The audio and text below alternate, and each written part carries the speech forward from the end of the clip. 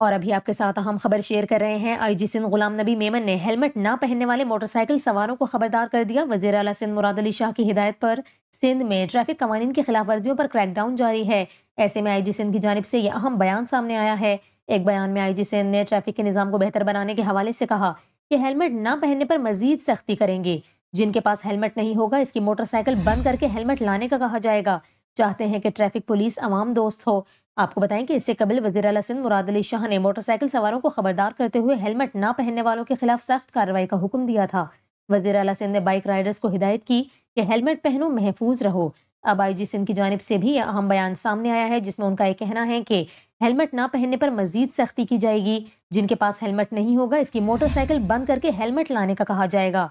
IG Sindh ने डकैती की वारदातों के हवाले से कहा कि 400 डाकुओं को गिरफ्तार किया गया है। गुलाम नबी मेमन का यह कहना था कि 1000 तफ्तीशी अफसर बतौर एएसआई भर्ती होकर ज्वाइन करेंगे तो बड़ा फर्क पड़ेगा। कोई पुलिस अफसर जुर्म का मुर्तकिब होता है तो इसके खिलाफ क्रिमिनल कार्रवाई होती है। केसेस पुलिस अफसरान के खिलाफ रजिस्टर्ड हुए और कार्रवाइयां भी हो रही हैं।